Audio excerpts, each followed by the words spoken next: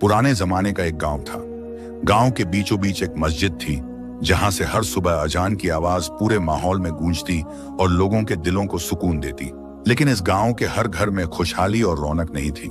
कुछ घर ऐसे भी थे जहां तंगी और दुख का साया गहरा था। ऐसे ही एक छोटे जर्जर कच्चे मकान में एक बूढ़ी औरत रहती थी। उसका नाम हलीमा था। कभी उसके पास जमीनें थीं, सोने चांदी के गहने थे और लोग उसके घर की दावतों का जिक्र करते थकते नहीं थे। लेकिन वक्त ने करवट बदली। पहले उसके शौहर का इंतकाल हो गया, फिर उसके जवान बेटे की मौत हो गई। रही सही ताकत और सहारा दोनों उसी दिन छिन गए।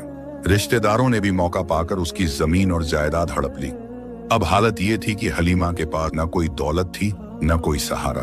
वो बूढ़ी और कमजोर थी, लेकिन जिंदगी का बोझ ढोने के लिए अमीर घरों में बर्तन मांजने और झाड़ू पोंछा करने जाती थी। उसका हर दिन मेहनत मशक्कत में गुजरता और जो चंद पैसे मिलते उसी से वो अपनी बेटी को पालती। उसकी बेटी का नाम मरियम था। मरियम नर्मदिल और खूबसूरत लड़की थी, जिसकी आंखों में हमेशा एक मासूम सी चमक रहती। बचपन में उसके भाई और बहन दोनों की मौत हो चुकी थी, इसीलिए वो अपनी माँ की इकलौती संतान थी। माँ बेटी का रिश्ता बहुत गहरा था। हलीमा के लिए मरियम ही उसका सहारा थी और मरियम के लिए उसकी माँ ही उसकी पूरी दुनिया। मरियम अपनी माँ की मदद करने में कभी पीछे नहीं हटती थी। जब हलीमा काम से थक कर लौटती तो मरियम उसके पांव दबाती, पानी लाकर देती और कहती, अम्मी आप क्यों इतना थक जाती हैं? अल्लाह बड़ा है, एक दिन हमारी हालत भी बदल जाएगी। हलीमा अपनी बेटी को देखकर मुस्कुराती, मगर उसके दिल में हमेशा यह खौफ रहता कि अगर वो बीमार हो गई या उसके हाथ पांव जवाब दे गए तो मरियम का क्या होगा। गांव के लोग अक्सर मरियम की तारीफ करते। कोई कहता ये लड़की तो फरिश्ते जैसी है, कोई कहता अल्लाह ने इसे बहुत नेक बनाया है, मगर तारीफ से पेट नहीं भरता। हकीकत ये थी कि माँ बेटी को हर दिन एक वक्त की रोटी के लिए मेहनत करनी पड़ती थी। मरियम भी अक्सर ख्वाब देखती, काश अब्बू और भाई जिंदा होते तो अम्मी को यूं मेहनत ना करनी पड़ती। मगर फिर वो खुद को संभाल लेती और अपनी माँ को हिम्मत देती। एक रोज का मंजर कुछ ऐसा था। शाम ढल रही थी, आसमान पर लालिमा फैल रही थी और परिंदे अपने अपने घोंसलों की ओर लौट रहे थे। हलीमा काम से लौट कर आई। उसकी चाल धीमी थी, हाथ कांप रहे थे। उसने आंगन के कोने में रखी चारपाई पर बैठते हुए लंबी सांस ली। मरियम दौड़कर उसके पास आई। अम्मी आप बहुत थक गई हैं ना, मैं आपके लिए पानी लाती हूँ। हलीमा ने प्यार से बेटी का सिर सहलाया। मेरी गुड़िया, तू अगर मेरे साथ है तो मुझे किसी तकलीफ की परवाह नहीं। अल्लाह तुझ पर रहम करे। उस रात जब दोनों माँ बेटी ने रोटियों और दाल से पेट भरा तो हलीमा ने आसमान की तरफ देखा। तारों से भरा आकाश चमक रहा था।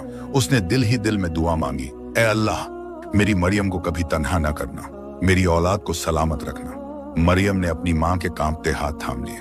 उसके दिल में एक अनकही दुआ थी, अल्लाह मेरी अम्मी को हमेशा मेरे पास रखे। अगली सुबह गांव की मस्जिद से अजान की सदा गूंज रही थी। आसमान पर सूरज धीरे धीरे उग रहा था और खेतों पर हल्की धूप बिखेर रहा था। मरियम ने अपनी माँ हलीमा को उठाया कि चलो अम्मी, नमाज का वक्त हो गया। मगर आज कुछ अजीब था। हलीमा का चेहरा पीला पड़ा हुआ था और उसकी सांसें भारी भारी चल रही थी। अम्मी आप ठीक तो हैं? मरियम ने घबराकर पूछा। हलीमा ने जवाब देने की कोशिश की, लेकिन उसकी आवाज कांप रही थी। बेटी शायद थकान है या बुखार चढ़ाया है। मरियम का दिल धड़कने लगा। उसे अपनी माँ को यूं बीमार और कमजोर देखकर जैसे पूरी दुनिया डगमगाती नजर आई। वो रोते हुए उनकी गोदी में सिर रखकर कहने लगी, अम्मी मत घबराइए, मैं आपके लिए अभी पानी लाती हूँ। ठंडा पानी पीने से आप ठीक हो जाएंगी। गांव के पास एक बड़ा तालाब था, जहां से लोग पानी भर कर लाते। वही तालाब जिसमें अक्सर बच्चे नहाने और औरतें कपड़े धोने जाया करती। मरियम ने घड़ा उठाया और तालाब की तरफ निकल पड़ी। रास्ता सुनसान था। खेतों के बीच से गुजरती हुई छोटी पगडंडी पर हवा सरसराती थी।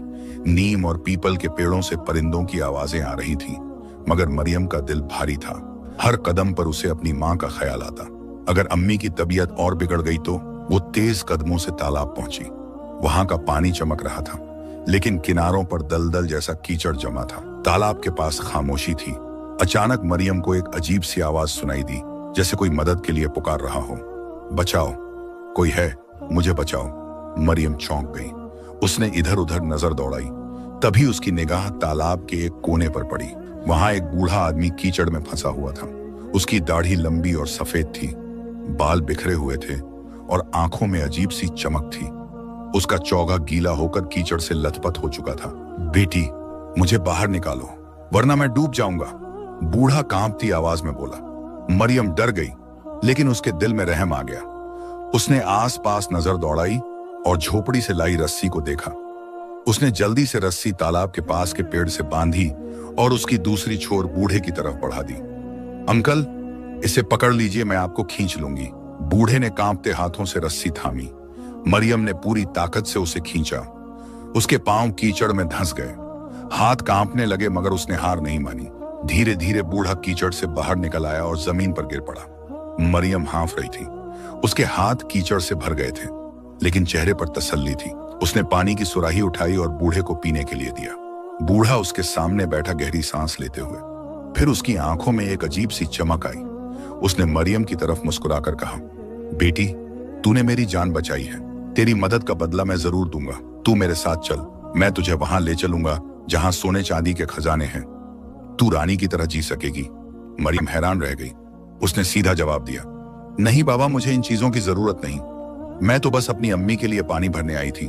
बूढ़े की मुस्कान धीरे धीरे बदल गई। उसकी आंखों में अब रहम नहीं, बल्कि एक अजीब सी कठोरता उभर आई। तूने मेरा इनकार किया, तेरे जैसी नादान लड़की को मैं सबक सिखाऊंगा। अचानक उसने अपना हाथ घुमाया और मरियम के चारों ओर धुआं सा छा गया। मरियम चीखने लगी, लेकिन उसकी आवाज धुंधले बादलों में खो गई। उसकी देह कांप उठी और पलक झपकते ही वो इंसान नहीं रही, बल्कि एक छोटा सा सफेद खरगोश बन गई। मरियम ने अपने पंजों की तरफ देखा, कान लंबे हो चुके थे और आवाज इंसानी थी, मगर शरीर पूरा खरगोश का। या अल्लाह, ये मुझ पर क्या मुसीबत आई, वो रो पड़ी। बूढ़ा, जो दरअसल एक जादूगर था, जोर से हंस पड़ा। अब तू मेरी कैदी है, तेरी माँ तुझको ढूंढ ढूंढ कर थक जाएगी, लेकिन तुझे कभी नहीं पाएगी। उसने खरगोश बनी मरियम को उठाया और अपने साथ लेकर तालाब से गायब हो गया। मरियम के हाथ से पानी का घड़ा वहीं कीचड़ में गिर पड़ा और दूर उसके छोटे घर में बैठी बूढ़ी हलीमा अपनी बेटी का इंतजार करती रही। गांव के तालाब से जादूगर मरियम को खरगोश की शक्ल में उठाकर अपने साथ ले गया। मरियम ने रास्ते भर चारों ओर देखा। उसकी आंखों में डर था, दिल में अम्मी की याद और जुबान पर सिर्फ एक दुआ, या अल्लाह, मेरी अम्मी मेरी तलाश करती होंगी, उन्हें हिम्मत दे और मुझे बचा ले। जादूगर का कद बहुत ऊंचा था। उसके हाथ में एक लंबी छड़ी थी जिस पर काले रंग के सांप लिपटे हुए थे। उसकी आंखें कभी नीली कभी लाल चमकने लगती। जैसे ही वो अपने कदम उठाता, धरती कांपती और हवा में सर्दी की लहर दौड़ जाती। कुछ ही देर में वो दोनों गांव की सरहद पार कर गए। अब उनके सामने घना जंगल था। जंगल के पेड़ आसमान को छूते थे। उनके बीच से धूप जरा सी छन कर आती, जंगली जानवरों की आवाजें डराती। मरियम का छोटा सा दिल धड़क रहा था। काफी देर बाद जादूगर एक ऊंचे पहाड़ के सामने रुका। पहाड़ की चोटी पर एक अजीब सा महल था, पत्थरों से बना हुआ, मगर दरवाजों और खिड़कियों पर सुनहरी नक्काशी। उसके ऊपर काले झंडे लहरा रहे थे।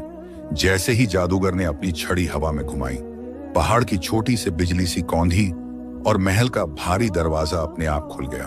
आजा, अब तू मेरी मेहमान है, जादूगर ने कुटिल मुस्कान के साथ कहा। महल के अंदर अंधेरा फैला हुआ था। दीवारों पर जलते मशालें टंगी थीं, जिनकी लौ नीली थी। जमीन पर काले पत्थर बिछे थे और उनके बीचों बीच लाल रंग की रहस्यमय आकृतियां बनी थीं। जैसे ही मरियम को अंदर रखा गया, महल में चारों तरफ से अजीब सी फुसफुसाहट गूंजने लगी, जैसे परछाइयां भी बोल रही हों। जादूगर ने एक बड़े हॉल में मरियम को रख दिया, फिर ऊंचे सिंहासन पर बैठकर बोला, सुन लड़की, तूने मेरी जान बचाई, लेकिन मेरे खजाने को ठुकराया। अब तुझे एक आखिरी मौका देता हूं। अगर तू चाह ले तो मैं तुझे इस महल की रानी बना दूंगा। सोने के कपड़े पहन, हीरे जवाहरात से सज और अपने पैरों के नीचे नौकर चाकर देख। तेरी माँ भी आराम की जिंदगी जिए। मरियम का छोटा खरगोश जैसा दिल कांपा।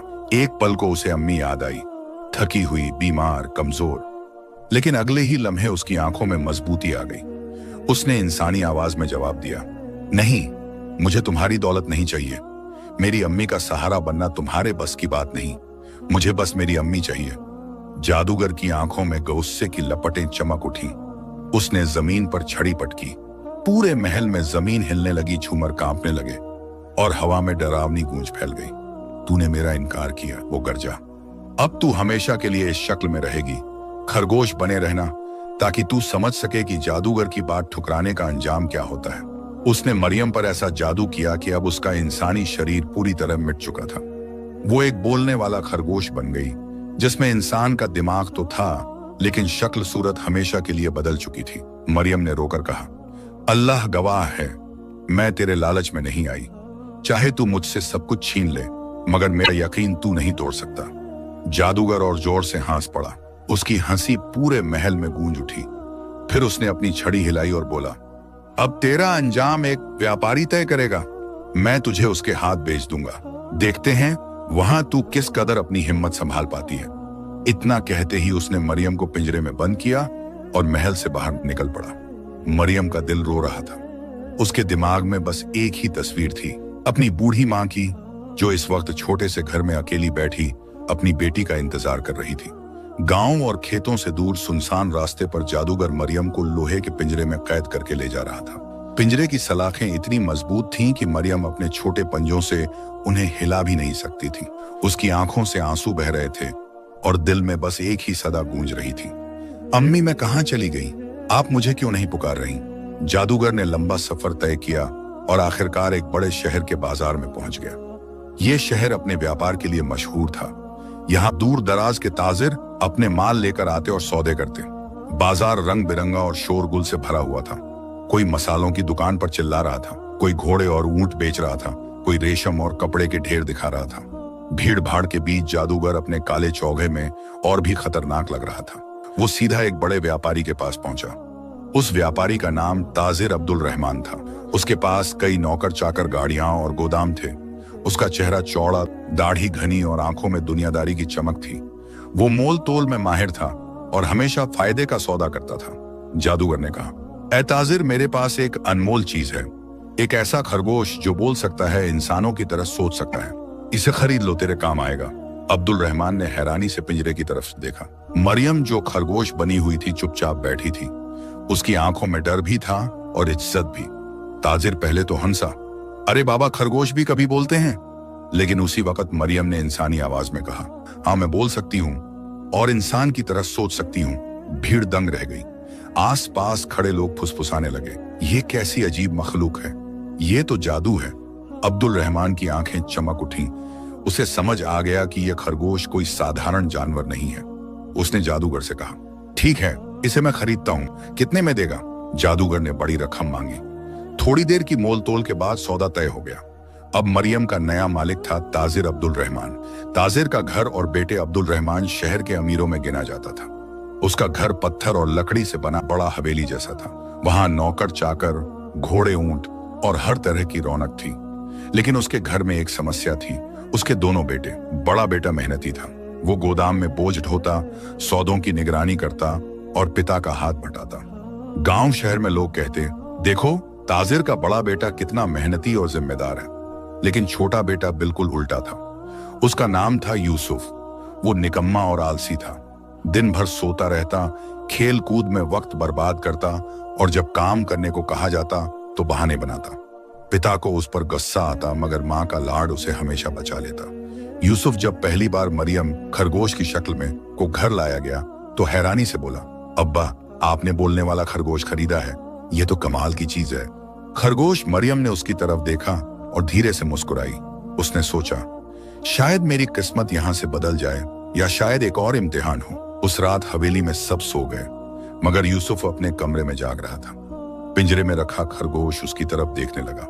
फिर धीरे से इंसानी आवाज में बोला, यूसुफ, अगर तू मेरी बात मानेगा तो मैं तुझे इतना अमीर बना दूंगा कि तेरा अब्बा भी तुझ पर फख्र करेगा। यूसुफ की आंखें हैरानगी से फैल गईं। तू खरगोश होकर मुझे अमीर बनाएगा? ये कैसे मुमकिन है? मरियम ने गंभीर आवाज में कहा, अल्लाह की कसम, ये सच है, लेकिन शर्त यह है कि तू मुझे अपनी दोस्त समझे और मुझ पर यकीन रखे। यूसुफ कुछ देर सोचता रहा। उसका आलसी दिल लालच में आ गया। वो बोला, ठीक है, मैं मानता हूं, तू मुझे अमीर बना दे। मरियम ने अपनी आंखें बंद की और एक लंबी सांस ली। उसके दिल में दर्द था, लेकिन साथ ही उम्मीद भी। शायद यही रास्ता मुझे मेरी अम्मी से मिलाने का जरिया बने। अगली सुबह ताजिर अब्दुल रहमान अपने बड़े बेटे के साथ गोदाम का हिसाब देख रहा था। नौकर चाकर अनाज की बोरियां और कपड़े के गट्ठर ढो रहे थे। धूप की किरणें हवेली के बड़े आंगन में बिखरी हुई थी। तभी आलसी यूसुफ नींद से उठता हुआ आया। आंखें मली, जंभाई ली और बोला, अब्बा, मैं भी आज कुछ मदद करूं क्या? अब्दुल रहमान ने गुस्से से घूरा, तू और मदद? रहने दे, तेरे बस का नहीं, तू तो निकम्मा है। यूसुफ ने चुपचाप नजरें झुका ली, लेकिन अंदर ही अंदर उसका दिल जल रहा था। रात की मरियम की बातें उसके दिमाग में गूंज रही थीं। अगर तू मेरी बात मानेगा तो मैं तुझे अमीर बना दूंगी। उसने मौका पाते ही अपने कमरे में रखे पिंजरे की तरफ देखा। खरगोश मरियम वहीं बैठी थी। यूसुफ धीरे से बोला, अब मुझे बता, तू क्या करने वाली है? मरियम ने अपनी इंसानी आवाज में कहा। सुन यूसुफ, आज से तेरी किस्मत बदलनी शुरू होगी। तू बस मेरी बात मान और किसी से कुछ मत कहना। यूसुफ हैरान होकर बोला, ठीक है, मगर कैसे? मरियम ने मुस्कुराते हुए कहा, आज रात मैं जंगल जाऊंगी और वहां से ऐसा शिकार लेकर आऊंगी जो इस शहर का कोई भी शिकारी नहीं ला पाया। तू वो शिकार अपने अब्बा को देना और कहना कि ये तोहफा बादशाह को पेश करो। यूसुफ पहले तो हंसा, खरगोश शिकार लाएगा? ये तो और भी मजाक हो गया। मगर उसी रात मरियम चुपके से पिंजरे का ताला तोड़कर बाहर निकली। अपनी छोटी सी देह के बावजूद उसके पंजों में अजीब सी ताकत थी। वो जंगल की तरफ दौड़ी। जंगल अंधेरे से ढका हुआ था। पेड़ों की डालियां हवा से टकराकर अजीब आवाजें निकाल रही थीं। दूर कहीं भेड़ियों की हुआ हुआ गूंज रही थी, मगर मरियम के कदम मजबूत थे। वो दौड़ती रही, कूदती रही और आखिरकार उसने एक बड़ा हिरन पकड़ लिया। वो हिरन इतना खूबसूरत था कि उसकी खाल सोने जैसी चमक रही थी और सींग मोतियों की तरह दमक रहे थे। ये कोई साधारण हिरन नहीं था, ये जंगल का सबसे नायाब शिकार था। मरियम ने बड़ी चालाकी से हिरन को अपने जादुई असर से काबू किया और फिर हवेली की तरफ ले आई। सुबह जब यूसुफ उठा तो उसने अपने कमरे में हिरन देखा। उसकी आंखें चमक उठी। या अल्लाह, ये तो सच में कमाल हो गया। अब्बा तो खुशियों से फूले नहीं समाएंगे। उसने हिरन को रस्सी से बांधा और अब्दुल रहमान के सामने ले गया। अब्बा, ये देखिए, ये शिकार मैंने हासिल किया है। अब्दुल रहमान की आंखें खुली की खुली रह गईं। ये कहां से लाया तू? इतना नायाब शिकार तो मैंने अपनी जिंदगी में नहीं देखा। यूसुफ ने गर्व से कहा। अब्बा, ये तो बस शुरुआत है, इसे बादशाह को तोहफे में भेजिए। ताजिर ने सोचा, अगर बादशाह को यह तोहफा पसंद आया तो हमारी इज्जत और भी बढ़ जाएगी। तुरंत नौकरों को आदेश दिया गया। हिरन को सजाकर सोने की जंजीरों में बांधा गया और बादशाह के महल भेजा गया। दरबार में जब हिरन पेश किया गया तो बादशाह की आंखें चमक उठी। उसने कहा, वाह, ऐसा शिकार मैंने कभी नहीं देखा। किसने भेजा है ये तोहफा? दरबारी बोले। जहां पनाह, ये तोहफा यूसुफ नाम के एक नौजवान ने भेजा है। बादशाह मुस्कुराया। यूसुफ लगता है बड़ा अमीर और काबिल इंसान है। हमें ऐसे लोगों से दोस्ती करनी चाहिए। यूसुफ का नाम अचानक पूरे शहर में गूंज उठा। लोग कहने लगे, वो निकम्मा लड़का, अरे वो तो बड़ा शिकारी और अमीर निकला। कुछ दिन बाद मरियम ने फिर जंगल जाकर एक और अनमोल तोहफा लाया, एक मोर जिसकी पंखों पर 7 रंगों की चमक थी। जब यह बादशाह को भेजा गया तो उसने और भी तारीफ की। यूसुफ वाकई अमीर और रहस्यमय शख्स है। उसके तोहफों में जादू है। अब यूसुफ का नाम पूरे शहर में फैल चुका था। उसके दोस्त बढ़ने लगे, लोग उसकी बातें ध्यान से सुनने लगे। उसका अब्बा अब उसे निकम्मा नहीं कहता था, बल्कि फख्र से सबको बताता, ये मेरा छोटा बेटा यूसुफ है, अल्लाह ने इसे बड़ी काबिलियत दी है। यूसुफ खुश था, मगर मरियम का दिल हर बार भारी हो जाता। वो सोचती, ये सब मैं अपनी अम्मी से मिलने के लिए कर रही हूँ। अगर अल्लाह ने चाहा तो एक दिन ये रास्ता मुझे मेरी माँ तक ले जाएगा। यूसुफ के तोहफों की चर्चा अब पूरे शहर से निकलकर दरबार तक पहुंच चुकी थी। बादशाह हर बार उसका नाम सुनकर हैरान होता और सोचता, ये नौजवान कौन है? कहां से इतना नायाब शिकार लाता है? जरूर बहुत दौलतमंद होगा। दरबारियों ने भी कानाफूसी शुरू कर दी। कोई कहता, यूसुफ तो एक गरीब ताजिर का बेटा है, तो कोई कहता, नहीं नहीं, उसके पास जरूर कोई छिपा हुआ खजाना है। मगर असली हकीकत सिर्फ मरियम जानती थी। वो रोज अपनी मासूम शक्ल के पीछे अपना दिल छुपाए यूसुफ की इज्जत बनाती जा रही थी। एक रात यूसुफ अपने कमरे में आलस से लेटा हुआ था। खरगोश मरियम उसके पास आकर बोली, यूसुफ, अब वक्त आ गया है कि तेरी पहचान बादशाह की नजरों में और बढ़े। इसके लिए हमें एक नाटक करना होगा। यूसुफ ने आंखें मलते हुए कहा, अब क्या नया खेल है? पहले ही तूने हिरन और मोर से मुझे शहर का अमीर बना दिया है। मरियम ने गहरी सांस ली और बोली, इस बार तुझे दरिया में जाना होगा और मैं ऐसे इंतजाम करूंगी कि तू शहजादी से मिल सके। यूसुफ का मुंह खुला का खुला रह गया। शहजादी? बादशाह की बेटी? अरे वो तो आसमान का तारा है और मैं तो। मरियम ने बात काट दी, खामोश, तू बस मेरी बात मान, बाकी सब मैं संभाल लूंगी। सुबह का वक्त था। सूरज की किरणें पानी पर सुनहरी चमक बिखेर रही थी। शहर के बाहर बहने वाला बड़ा दरिया कलकल करता हुआ बह रहा था। दूर तक हरे भरे किनारे और झूमते हुए पेड़ उसका नजारा और भी खूबसूरत बना रहे थे। मरियम यूसुफ को दरिया के किनारे ले गई, फिर बोली, अब तू यहाँ कपड़े उतार कर नहाने जा, मैं बाकी सब देख लूंगी। यूसुफ घबरा गया। अरे कपड़े उतार कर, अगर कोई देख ले तो? मरियम ने हंसकर कहा, बेवकूफ, यही तो योजना है। तू पानी में होगा और मैं तेरे कपड़े गायब कर दूंगी। जब बादशाह के लोग आएंगे तो कहेंगे कि तेरे कपड़े चोरी हो गए, फिर तू नए और शाही कपड़ों में उनके सामने आएगा। यूसुफ ने मजबूरी में हामी भर दी। वो दरिया में उतर गया। पानी ठंडा था और वो डरते डरते नहा रहा था। तभी खरगोश मरियम ने उसके कपड़े उठाए और उन्हें झाड़ियों में छुपा दिया। थोड़ी ही देर में बादशाह का काफिला उसी रास्ते से गुजरा। घोड़े, हथियारबंद सिपाही और शाही पालकी जिसमें शहजादी बैठी थी। अचानक सिपाहियों ने दरिया के बीच यूसुफ को देखा। उन्होंने आवाज लगाई, अरे ये कौन नौजवान पानी में नहा रहा है? इसके कपड़े कहाँ हैं? यूसुफ ने शर्माते हुए कहा, मेरे कपड़े चोरी हो गए हैं, कोई दुष्ट इन्हें उठा ले गया। सिपाही हंस पड़े, लेकिन शहजादी ने अपनी पालकी से पर्दा हटाकर देखा। उसकी आंखें यूसुफ पर पड़ी। यूसुफ का चेहरा गोरा, आंखों में मासूमियत और कदो कामत नौजवानी से भरा हुआ था। शहजादी के दिल में एक हल्की सी हलचल हुई। उसने सिपाहियों को आदेश दिया, इस नौजवान को नए कपड़े दो और दरबार में बुलाओ। सिपाहियों ने यूसुफ को शाही कपड़े पहनाए, रेशमी कुर्ता, सुनहरी बेल्ट और सिर पर पगड़ी। जैसे ही उसने वो कपड़े पहने, उसकी शक्ल सूरत और भी निखर गई। अब वो किसी अमीरजादे से कम नहीं लग रहा था। शहजादी ने मुस्कुराकर कहा, तो तुम वही यूसुफ हो जिसने हमारे दरबार को इतने अनमोल तोहफे भेजे हैं? यूसुफ ने झुककर कहा, जी शहजादी, अल्लाह का करम है। उसकी आवाज में अब आत्मविश्वास था। शहजादी ने उसकी तरफ गौर से देखा। उसके दिल में एक अनकही मोहब्बत की चिंगारी जाग उठी।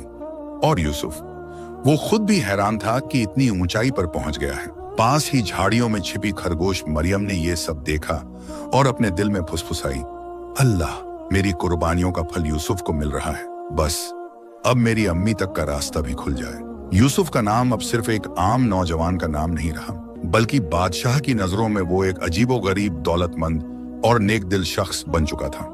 अगले ही दिन दरबार में शाही ऐलान हुआ। मुनादी करने वाला ऊंची आवाज में चिल्लाया, ए लोगो, सुन लो सुन लो, बादशाह हिंद का हुक्म है कि जिसने हमारे दरबार को अनमोल तोहफे भेजे हैं, वो नौजवान यूसुफ आज शाही मेहमान के तौर पर दरबार में बुलाया जाएगा। लोग चौंक उठे। अरे यूसुफ, वो तो निकम्मा और आलसी लड़का था। हाँ, लेकिन अब तो लगता है उसके पास छुपा खजाना है। हर जबान पर यूसुफ का नाम था। यूसुफ घर लौटा तो घबराया हुआ था। उसने खरगोश मरियम से कहा, अब क्या होगा? बादशाह पूछेगा कि मेरे पास इतनी दौलत कहां से आई? अगर सच मालूम हो गया तो मेरी गर्दन उतर जाएगी। मरियम ने शांति से जवाब दिया, डर मत, सब कुछ मैंने सोचा हुआ है। बादशाह तुझसे सवाल करेगा, लेकिन तुझे वही जवाब देना है जो मैं सिखाऊंगी। बाकी धोखा मैं संभाल लूंगी। यूसुफ ने सिर झुका लिया। अब उसकी उम्मीद सिर्फ इसी अजीब खरगोश पर थी। दरबार में शान और शौकत की कोई कमी न थी। संगमरमर के फर्श, सोने से जड़ी कुर्सियां और बीच में बैठा हुआ बादशाह, ताज उसके सिर पर जगमगा रहा था। उसके दाईं तरफ शहजादी बैठी थी, रेशमी परिधान में, जैसे चांदनी में खिला हुआ फूल। यूसुफ दरबार में पहुंचा। उसके कदम कांप रहे थे, लेकिन जब शहजादी की नजर उस पर पड़ी तो उसने हल्की सी मुस्कान दी। वो मुस्कान यूसुफ के दिल को हिम्मत दे गई। बादशाह गरजती आवाज में बोला, ऐ नौजवान, तू कौन है? कहां से आया है? तेरे पास ये अनमोल तोहफे कहां से आते हैं? यूसुफ ने वही जवाब दिया जो खरगोश ने सिखाया था, जहां पनाह अल्लाह का करम है। मेरी जमीनें, मेरे नौकर और मेरे कारवां बहुत दूर तक फैले हैं। जो कुछ भी आपके कदमों में है वो मेरे घर का छोटा सा हिस्सा है। दरबार में सरगोशियां शुरू हो गईं। क्या इतने अमीर घराने का वारिस है? वाह, और इतना सादा और शरीफ भी। शहजादी की आंखों में अब सिर्फ यूसुफ का चेहरा था। वो सोचने लगी, कितनी शान है और कितनी मासूमियत भी। यही इंसान मेरा हमसफर होना चाहिए। शाम होते ही उसने अपने वालिद बादशाह से कहा, अब्बा जान, मैं आपसे इजाजत चाहती हूं कि मेरी शादी उसी नौजवान यूसुफ से कर दी जाए। बादशाह पहले हैरान हुआ, लेकिन फिर बोला, अगर मेरी बेटी की खुशी उसी में है तो मुझे क्या एतराज, लेकिन पहले हमें उसकी दौलत अपनी आंखों से देखनी होगी। यह सुनते ही यूसुफ के होश उड़ गए। वो महल से बाहर आते ही खरगोश से चीख पड़ा, मरियम, अब तो हम गए काम से। बादशाह मेरी दौलत देखने आना चाहता है। मेरे पास तो न घर है न जमीन। सब झूठा था। खरगोश ने उसकी तरफ गौर से देखा और कहा, यूसुफ, तू बस मुझ पर यकीन रख। अल्लाह ने मुझे तेरी मदद के लिए भेजा है। मैं ऐसा महल और ऐसी जमीन दिखाऊंगी कि बादशाह भी दंग रह जाएगा। यूसुफ ने कांपती आवाज में पूछा, लेकिन कहां से लाएगी वो सब? खरगोश की आंखों में अजीब चमक थी। जहां तेरा असली हक है वहीं से। उस रात जब सब सो गए, खरगोश मरियम अकेली निकल पड़ी। वो जानती थी कि असली राज अब भी उसी जादूगर के पास है जिसने उसकी जिंदगी छीन ली थी। उसकी आंखों से आंसू बहते रहे। या अल्लाह, अगर मेरी मेहनत और मेरी सच्चाई में कोई ताकत है तो मुझे वो रास्ता दिखा दे जिससे मैं यूसुफ को शर्मिंदा होने से बचा सकूं और मेरी अम्मी को फिर से गमों से छुटकारा दिला सकूं। हवा ठंडी थी, रात काली थी और दूर कहीं से जादूगर की हल्की सी हंसी गूंज रही थी। सुबह सुबह शाही नगाड़ों की आवाज से पूरा शहर गूंज उठा। लोग अपने घरों की खिड़कियों से झांक कर देखने लगे। शाही सिपाही गलियों में घूमते हुए ऐलान कर रहे थे, सुनो सुनो, आज बादशाह ए हिंद अपने पूरे शाही लश्कर के साथ यूसुफ की जायदाद देखने जाएगा। लोग हैरत में पड़ गए। अरे यूसुफ, वो तो निकम्मा लड़का था। अब देखो बादशाह उसकी दौलत देखने जा रहे हैं। सचमुच अल्लाह जिसे चाहता है उसकी तकदीर बदल देता है। यूसुफ का दिल बुरी तरह कांप रहा था। वो खरगोश मरियम के पास गया और फुसफुसाया, मरियम, अब तो हमारा राज खुलकर सामने आ जाएगा। अगर बादशाह को पता चल गया कि मेरे पास कुछ नहीं है तो मेरी जान ले लेगा। मरियम ने उसकी आंखों में देखते हुए नरमी से कहा, यूसुफ, मैंने तुझसे कहा था ना, बस भरोसा रख।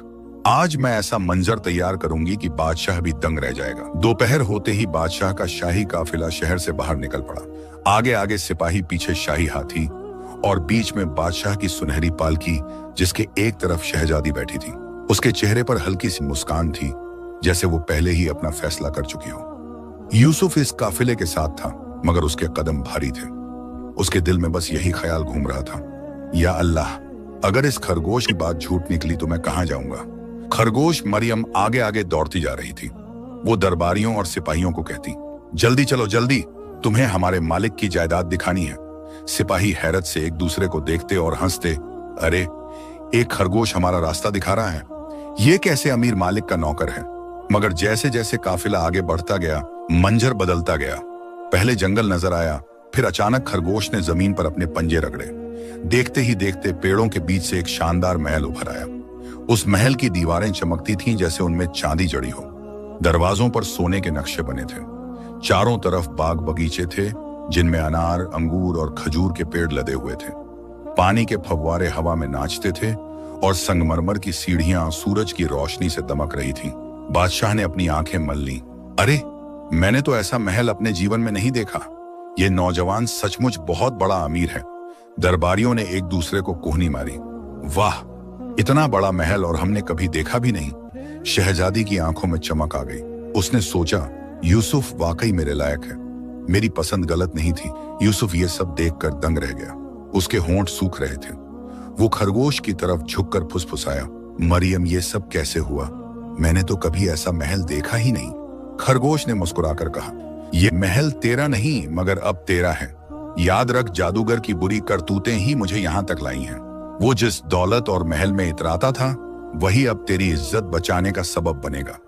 यूसुफ ने कुछ समझने की कोशिश की, लेकिन उसके पास सवाल करने का वक्त नहीं था। जब बादशाह अंदर पहुंचा तो उसने देखा कि सोने की कुर्सियां, मोतियों से जड़ी दीवारें और सैकड़ों नौकर खड़े हैं। सबके सब यूसुफ को झुककर सलाम कर रहे थे। यूसुफ कांपते हुए आगे बढ़ा।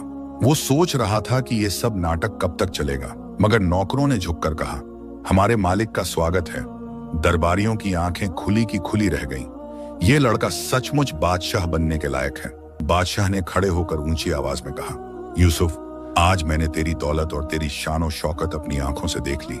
मैं अपनी बेटी की शादी तुझसे करने का ऐलान करता हूँ। पूरा दरबार तालियों और नारों से गूंज उठा। शहजादी ने शर्म से अपना चेहरा झुका लिया। यूसुफ के लिए यह सब किसी सपने से कम नहीं था। उसकी नजर बस खरगोश पर गई और उसने सोचा, अगर ये अजीब खरगोश न होता तो मैं आज कहीं का न रहता। दूर खड़ा खरगोश मरियम अपनी मासूम आंखों से ये सब देख रहा था। उसके दिल में एक टीस उठी, यूसुफ की किस्मत संवर रही है, लेकिन मेरी माँ अब भी उस गांव में अकेली परेशान है। कब तक मैं उसकी बाहों में लौट पाऊंगी? अब हालात पूरी तरह बदल चुके थे। यूसुफ वही लड़का था जो कभी घर पर आलस से पड़ा रहता, भाई पर बोझ समझा जाता और गांव वाले उसका मजाक उड़ाते। लेकिन अब वो बादशाह का दामाद बनने जा रहा था। शहर के लोग उसके बारे में बातें करते हुए कहते, देखा किस्मत कैसे बदलती है। कल तक ये लड़का गली गली भटकता था, आज शहजादी का दूल्हा बनेगा। अल्लाह जिसे चाहता है उसे ऊंचा उठाता है। यूसुफ शाही महल में दावतें खाने लगा, रेशमी कपड़े पहनने लगा और अब वो खुद को सचमुच अमीर समझने लगा। मगर एक शख्स था जो खामोशी से सब देख रहा था, खरगोश मरियम। उसकी आंखों में एक बेचैनी थी। ये सब नाटक है, असली मालिक अब भी वो जादूगर है जिसने मुझे मेरी माँ से जुदा किया। रात का वक्त आया, बादशाह का काफिला अपने महल लौट चुका था। चारों तरफ खामोशी थी। तभी हवाओं में एक अजीब सरसराहट हुई। पेड़ों की टहनियां कांपी और काले बादल आसमान पर छा गए। महल की दीवारों के पीछे से एक लंबा सा साया उभरा। उसके हाथ में चमकती हुई छड़ी थी और चेहरे पर खूंखार मुस्कान। वो था वही जादूगर जिसे मरियम ने कभी तालाब से बचाया था। उसने गुस्से से दांत पीसते हुए कहा, मेरी दौलत, मेरा महल और मेरी जादूगरी, ये सब कैसे एक निकम्मे लड़के के पास पहुंच गई? लगता है उस चालाक खरगोश का हाथ है।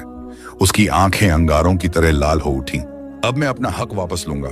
मरियम ने अचानक जादूगर की आहट महसूस की। उसकी दिल की धड़कन तेज हो गई। वो अकेले कोने में बैठी दुआ मांग रही थी, या अल्लाह मेरी मेहनत को जादूगर की बुराई से महफूज रखना। वो जानती थी कि अब असली जंग शुरू होने वाली है। जादूगर ने अपनी छड़ी हवा में घुमाई। अचानक वो शानदार महल जिसकी शोहरत बादशाह तक पहुंच चुकी थी, कांपने लगा। दीवारें झिलमिलाई और उनकी चमक धुंधली होने लगी। यूसुफ घबराकर चिल्लाया, ये क्या हो रहा है? मेरा महल, मेरी दौलत, सब गायब हो रही है। दरबारियों ने शत से एक दूसरे की तरफ देखा। ये महल तो जैसे धुएं का बना हो। क्या ये सब कोई जादू था? सच यही था, ये महल असली नहीं था। ये तो बस जादूगर की तिलिस्मी ताकतों से बनाया हुआ धोखा था। जादूगर अचानक सबके सामने आ गया। उसकी आवाज गूंज उठी, हा हा हा, ओ बेवकूफ बादशाह, ओ धोखेबाज लड़के, ये महल मेरा है, ये दौलत मेरी है, और वो खरगोश, असल में तुम्हारी सबसे बड़ी धोखेबाजी उसी ने की है। सबकी नजरें खरगोश मरियम पर टिक गईं। शहजादी भी हैरान होकर बोली, ये खरगोश, ये बोल भी सकता है? ये कौन है? यूसुफ पसीने पसीने हो गया। वो कुछ बोलना चाहता था मगर उसकी जबान बंद हो गई। मरियम ने कांपते हुए गहरी सांस ली और कहा, सच ये है कि मैं कोई साधारण खरगोश नहीं हूं। मैं मरियम हूं, एक इंसान की बेटी। इस जालिम जादूगर ने मुझे जादू से इस शक्ल में बदल दिया था। दरबार में सन्नाटा छा गया। बादशाह ने गुस्से से जादूगर की तरफ देखा। ये सच है? तूने एक मासूम लड़की पर जादू किया? जादूगर ने ठहाका लगाया। हाँ, और अब मैं इसे हमेशा के लिए इसी हालत में रखूंगा। कोई नहीं बचा सकता इसे। जंग का ऐलान, ये कहकर जादूगर ने अपनी छड़ी उठाई। हवा में अंधेरा छा गया। अचानक जमीन कांपी और उसके आस पास आग की लपटें उठी। खरगोश मरियम ने अपनी छोटी सी आंखें बंद की और कहा, या अल्लाह, अगर मेरा सब्र और मेरी नेक नियति तेरी नजरों में कबूल है तो मुझे इस जालिम के जादू से निजात दिला। उसकी दुआ जैसे हवाओं में गूंज उठी। जादूगर और मरियम आमने सामने थे। एक तरफ तिलिस्म और ताकत, दूसरी तरफ मासूमियत और अल्लाह पर यकीन। जादूगर की छड़ी से उठी लपटों ने दरबार को आग की तरह चमका दिया। लोग दहशत से भागने लगे, लेकिन बादशाह अपनी जगह अट्टा रहा। यूसुफ के चेहरे पर पसीना बह रहा था। शहजादी कांप रही थी और सबकी नजरें उस छोटे से खरगोश मरियम पर थीं। मरियम की आंखों में आंसू थे, लेकिन उसके दिल में एक अडिग यकीन। उसने अपने दिल में कहा, या अल्लाह, तू ही गवाह है कि मैंने अपनी माँ के लिए सब सहा। अब मेरी मदद कर। जादूगर ने अपनी छड़ी उठाई और गूंजती आवाज में कहा, ओ छोटी सी बेचारी खरगोश, तू सोचती है कि मेरे सामने टिक सकेगी? आज तेरा अंत कर दूंगा। उसने छड़ी घुमाई। अचानक हवा में बिजली सी कौंधी और मरियम के चारों ओर अंधेरा छा गया। लेकिन तभी मरियम ने चीखते हुए कहा, तेरा जादू मुझे नहीं डरा सकता, क्योंकि मेरे पास सच और सब्र की ताकत है। मरियम ने छलांग लगाई और अपने छोटे छोटे पंजों से जादूगर की छड़ी पकड़ ली। छड़ी से चिंगारियां निकलने लगीं। पूरा महल कांप उठा। जादूगर गरजते हुए बोला, छोड़ दे, ये ताकत तेरे बस की नहीं। मरियम चीखी, ताकत तेरे बस की है, लेकिन अल्लाह की मर्जी मेरे साथ है। छड़ी अचानक मरियम के पंजों से चमक उठी। एक तेज रोशनी पूरे दरबार में फैल गई। उस रोशनी ने जादूगर को घेर लिया। उसकी लंबी शक्ल सिकुड़ने लगी। उसके हाथ छोटे हो गए, उसके दांत नुकीले हो गए और उसका पूरा जिस्म सिकुड़कर छोटा सा हो गया।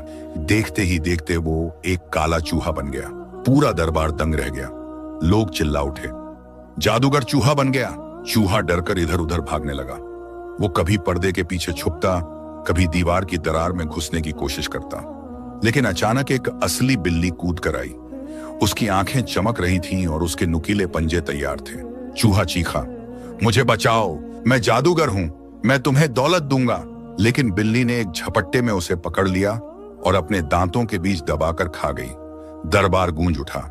अल्लाह की रहमत, जालिम का यही अंजाम होता है। जैसे ही जादूगर का अंत हुआ, छड़ी से निकली लाल रोशनी मरियम पर पड़ी। उसका छोटा सा शरीर कांपने लगा। उसके पंजे लंबे हो गए, कान छोटे हो गए और उसकी आंखों में इंसानी चमक लौट आई। देखते ही देखते एक खरगोश मरियम एक हसीन लड़की में बदल गई। वही मासूम मरियम, वो बच्ची जो अपनी मां के लिए सब सहती रही। पूरा दरबार उसकी तरफ देखता रह गया। यूसुफ हक्का बक्का रह गया। मरियम ने हाथ जोड़कर कहा, जहां पनाह, मैं कोई जादूगरनी नहीं, मैं उस गरीब बूढ़ी औरत की बेटी हूं जिसने जुल्म और गरीबी में मुझे पाला। इस जालिम जादूगर ने मेरी जिंदगी छीन ली थी। बादशाह ने तुरंत सिपाहियों को हुक्म दिया, उसकी मां को ढूंढकर यहां लाओ। कुछ ही देर में बूढ़ी औरत को दरबार में लाया गया। उसके कपड़े फटे हुए थे, चेहरे पर थकान और आंखों में आंसू। जैसे ही उसने मरियम को इंसानी शक्ल में देखा, वो चीख पड़ी, मरियम, मेरी बेटी मरियम। दोनों एक दूसरे से लिपट गईं। मां की आंखों से आंसू झरझर बह रहे थे। मरियम कह रही थी, अम्मी, अब हमें कोई जुदा नहीं कर सकेगा। पूरा दरबार इस नजारे को देखकर भावुक हो गया। बादशाह ने खड़े होकर कहा, मरियम और उसकी मां ने तकलीफें सही हैं। आज से इनके लिए नया घर बनाया जाएगा, इनके लिए जिंदगी की सारी सुविधाएं होंगी। फिर उसने यूसुफ की तरफ देखा और कहा, ओ नौजवान, तूने मेरे दरबार को तोहफे दिए, मेरी बेटी का दिल जीता। अब मैंने तेरी दौलत अपनी आंखों से देखी और तेरी सच्चाई भी देख ली। मेरी बेटी तेरी दुल्हन होगी। कुछ ही दिनों बाद शहर में शाही शादी का ऐलान हुआ। गलियों में चिराग जलाए गए, ढोल बजाए गए। यूसुफ और शहजादी का निकाह हुआ। मरियम और उसकी मां को भी उसी दिन नया घर दिया गया। उनके चेहरे पर पहली बार सुकून था। मरियम ने आसमान की तरफ देखा और दिल से कहा, या अल्लाह, तूने मेरी मेहनत और सब्र का सिला दिया। शहर खुशियों से गूंज रहा था। यूसुफ और शहजादी अपने महल में बैठे थे, मरियम अपनी मां के पास। बिल्ली दरबार के आंगन में आराम से सो रही थी, वही बिल्ली जिसने जादूगर का खात्मा किया था। और हवा में सिर्फ एक सदा गूंज रही थी, जालिम चाहे जितना ताकतवर हो, लेकिन सब्र और सच्चाई के आगे उसका अंजाम हमेशा बुरा ही होता है। कहानी का अंत।